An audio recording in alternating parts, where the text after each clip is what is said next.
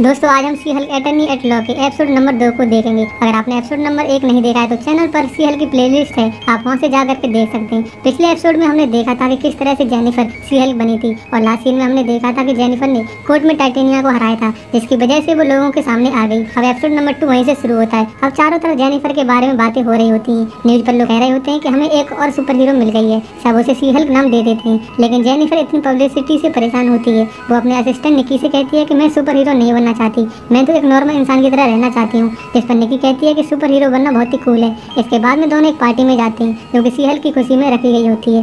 Party में सी Hulk को देख करके लोग बहुत ही खुश होते हैं। तभी यहाँ पर डेनिस आता है जो कि जेनिफर का कलीग होता है। वो जेनिफर से बहुत ही ज़्यादा जलता है। वो जेनिफर से कहता है कि तुम्हारी कोई पहचान नहीं है और ना ही तुम्हारी कोई औकात है, तुम तो सी हल्क की वजह से इतनी फेमस हुई हो। लेकिन जेनिफर उसकी बातों पर ज़्यादा ध्यान नहीं देती है। तभी पार्टी में जेनिफर के बॉस आते हैं। वो जेनिफर को बताते हैं कि हम जो GLMK के खिलाफ में कोर्ट में केस लड़ रहे थे वो हम हार चुके हैं क्योंकि तुम कोर्ट में सी हल्क बन गई थी। ये सुनकर के जेनिफर को बुरा लगता है। जेनिफर कहती है तो क्या मुझे सी हल्क नहीं बनना चाहिए था, क्या लोगों को टाइटेनिया से पिटने देना चाहिए था। जिस पर बॉस कहता है कि हाँ तुमने अच्छा काम किया, लेकिन तुम्हारी वजह से हम केस हार चुके हैं, इसलिए मैं तुम्हें नौकरी से निकाल रहा हूँ। अब सी हल्क की नौकरी भी चली जाती है। इससे वो परेशान होने लगती है। अब वो अलग अलग जगहों पर जाकर के नौकरी के लिए पूछताछ करने लगती है, लेकिन कोई भी उसे नौकरी नहीं देना चाहता क्योंकि वो एक सी हल्क है। अब निकी और जेनिफर एक साथ बैठे होते हैं। तभी जेनिफर को उसके फादर का मैसेज आता है। वो उसे फैमिली डिनर पर बुलाते हैं। जेनिफर निकी को अपने साथ चलने को कहती है, लेकिन निकी उसके साथ में नहीं जाना चाहती क्योंकि वो अपने बॉयफ्रेंड के साथ में डिनर पर जा रही होती है। अब जेनिफर अकेले ही अपने घर आ जाती है। वो बहुत ही ज़्यादा नर्वस होती है कि उसके घर वाले सी हल्क के बारे में क्या कहेंगे। अब फैमिली डिनर के दौरान सब जेनिफर से कहते हैं अब तो तुम सी हल्क बन गई हो,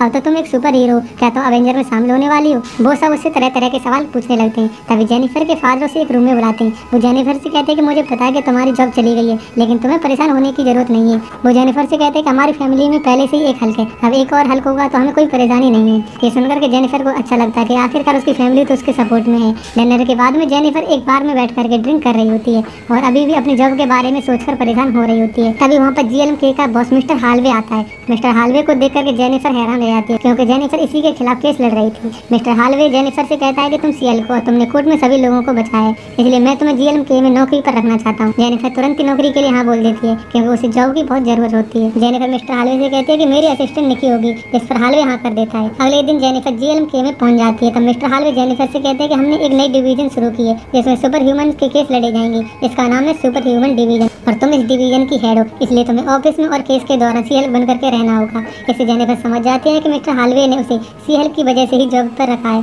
अब जेनिफर सी हल्क बन जाती है। ऑफिस में सब उसे ही देख रहे होते हैं। अब जेनिफर अपने नए ऑफिस में पहुंच जाती है। वहाँ पर निकी भी होती है। वो बहुत ही खुश होती है। वो जेनिफर से कहती है कि हमें इतना बड़ा आलीशान ऑफिस मिला है। तभी वहाँ पर पो आता है। वो सी हल्क के लिए कुछ गिफ्ट लाया होता है जो कि उसके लिए वेलकम गिफ्ट होते हैं। इसके बाद में मिस्टर हालवे सी हल्क को एक केस देते हैं जिसमें कि सी हल्क को मिस्टर ब्लॉन्स्की यानी कि अबोमिनेशन की तरफ से केस लड़ना होगा। मिस्टर ब्लॉन्स्की का नाम सुनते जेनिफर मना करने लगती है क्योंकि इनक्रेडिबल हल्क में मिस्टर ब्लॉन्स्की ने हल्क के साथ में लड़ाई की थी। जेनिफर कहती है कि मिस्टर ब्लॉन्स्की मेरे कजन के दुश्मन है, तो मैं उनका केस क्यों लड़ूं। जिस पर मिस्टर हालवे कहते हैं कि मिस्टर ब्लॉन्स्की अब बदल गए हैं, वो जेल से बाहर आकर के अपनी नई जिंदगी शुरू करना चाहते हैं, तुम पहले उनसे जाकर के मिल लो तब फैसला करना। इसके बाद में जेनिफर मिस्टर ब्लॉन्स्की से मिलने जाती है। वो बहुत ही ज्यादा हाईटेक जेल में होता है। जेल के गार्ड से बताते हैं कि अगर ब्लॉन्स्की ने तुम्हें मार दिया या तुम्हारे साथ कुछ किया तो ये हमारी जिम्मेदारी नहीं होगी। और जेनिफर ब्लॉन्स्की के रूम में पहुंच जाती है। वो अभी अपने इंसानी रूप में होता है। वो जेनिफर को देखते ही नमस्ते करता है। इसे पता चलता है कि वो शायद सुधर गया है। जेनिफर ब्लॉन्स्की से कहती है कि मैं कैसे मानूं कि तुम सुधर गए हो। मिस्टर ब्लॉन्स्की कहता है कि मैं पहले जैसा खतरनाक नहीं हूँ, मैंने अपने अबोमिनेशन वाले रूप को भी शांत कर लिया है।